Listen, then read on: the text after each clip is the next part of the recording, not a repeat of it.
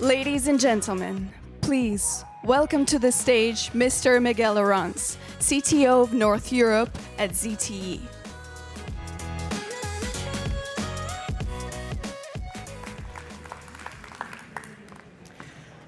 Thank you very much. It's a pleasure to be here. Thank you especially to Gina and the overall organization of this great event. As said, my name is Miguel Arranz. I'm working at ZTE. And today I'm going to talk about one material/technology that we think that may easily revolutionize a good deal of the telecoms infrastructure as we know it nowadays. This material is not a complex chemical, polymer, or anything like that. Actually, it's one of the most abundant elements on Earth. We are completely surrounded by it. We are even breathing it as we speak. That material is well-known, it's just air. And the technology that I'm going to talk about, or the domain of the technology that I'm going to talk about, is fiber optical, or optical communications. So let's start by some basics. What is an optical fiber? Actually, an optical fiber is, as we know it today, it's at the end of the day a very tiny tube, a very thin tube that is filled in with glass, and where the light, let me say, electromagnetic waves propagate, confined, as said, within it at a very high speed with very, very high capacity. One of the first times when optical fiber was used was in '68, when man arrived into the moon to connect the cameras with the lunar modules. It has represented a fundamental breakthrough in the telecoms industry. The previous technology, or the previous element, actually was copper. Copper is still, depending on the country, but is still there providing communications, especially when we are talking about the last mile through XDSL and so on. But definitely what we can say is that optical fiber has disruptively changed the telecoms industry, the internet, which is the same as to say that fiber optics has completely made the world as we know it today. So, optical fiber, basic thing, tiny tube filled in with glass. What we are going to talk about today, we are going to introduce what is named as a hollow core fiber. I have insisted, fiber optics, very tiny tube filled in with glass. What happens if instead of filling it with glass, we simply keep it hollow? So that thin tube has air inside. Well, I will not talk about sophisticated propagation expressions, Maxwell laws, or anything like that. But I think that to better convey the importance of having this hollow fiber, I have to talk for a little bit about a couple of concepts. The first one is light speed, and the second one is a little bit trickier, which is linearity. Light speed. When we talk about light speed, we imagine something, very, very fast. And we have kind of almost an axiom, the idea that speed of light is always 300,000 kilometers per hour. regardless the reference speed of the observer and things like that. Alfred Einstein said, well, this is true when we are talking about propagation across vacuum, but this is not true if the material where speed is propagated is a different one. For instance, is glass, then it's reduced to around 200,000 kilometers per hour. But if we are talking about air, it's very, very close to 300,000 kilometers per hour. And that is going to have very, very deep implication on the performance of this hollow core fiber, as we are going to discuss in a few minutes. And the second concept that I want to mention is linearity. Linearity is a very interesting concept that it is part of whatever physical system, and indeed is absolutely relevant when we talk about telecom systems. To some extent, and I'm not going to be very, very orthodox on this, okay? But to some extent is the degree of predictability of a channel. You may be familiar with the three fundamental elements into whatever transmission: the transmitter, the channel, and the receiver. So the more linear the channel is, actually, the cleaner that communication becomes, the less noise that communication is going to suffer. And I have introduced a keyword, which is noise. This man is one of the greatest scientists in the last century. His name was Claude Shannon. Claude Shannon is considered as the father of the information theory. Electrical engineers may be very, very familiar with him. He was a mathematician. He was an electrical engineer. He was doctor on philosophy, too. And back in 1948, he actually came up with this expression. Sorry for the maths, hope are not very complicated. C, that is the overall maximum potential capacity of a channel. B, that has to do with the overall bandwidth that is carrying that communication. Logarithm base 2 of 1 plus the power of the signal divided by the amount of noise. So, as a basic idea, the higher is that noise, the lower is the capacity. The less is the noise, the better. The cleaner is the channel, the more capacity we are going to enjoy. And this is what we are doing with hollow core fiber.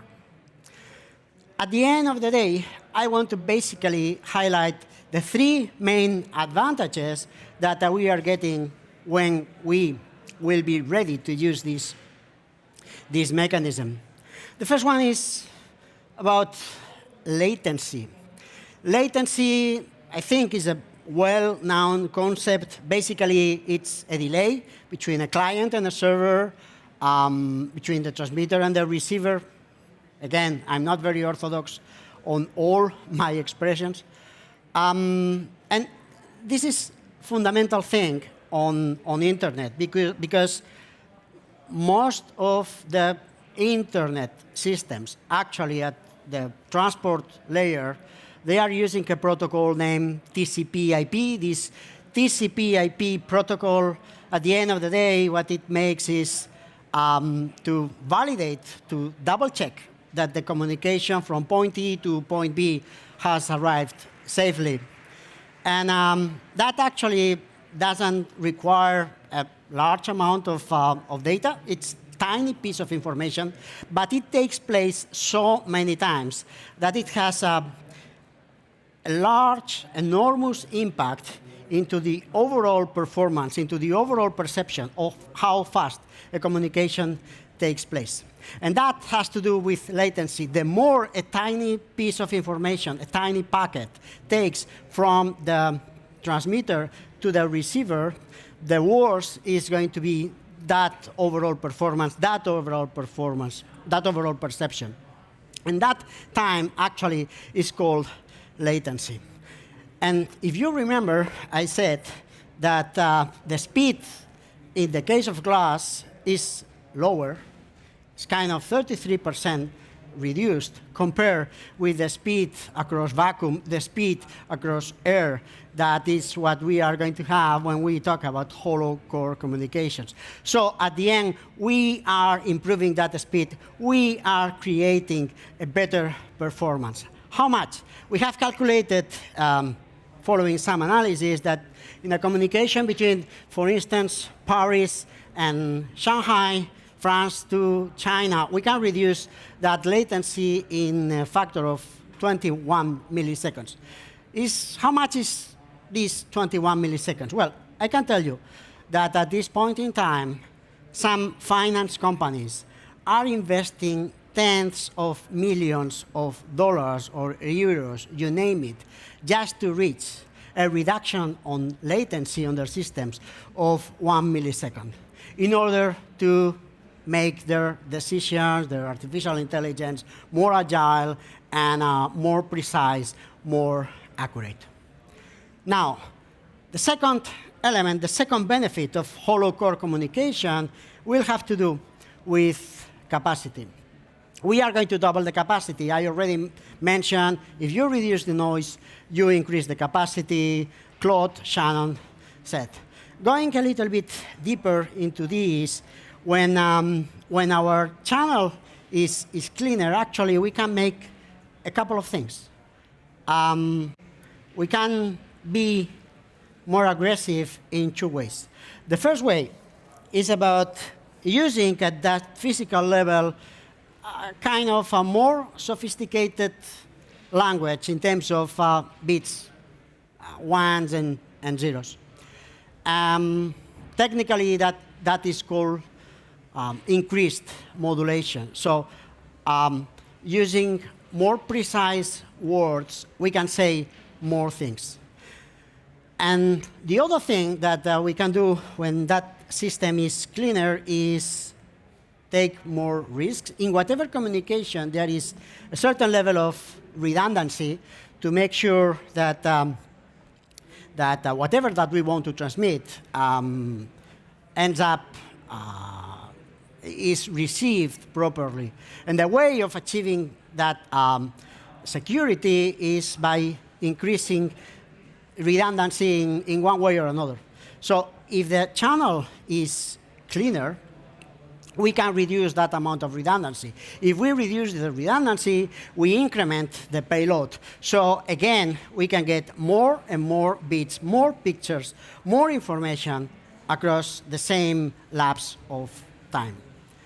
And the final one, the final benefit that we are achieving with, or we will achieve with hollow core communications, has to do with the range.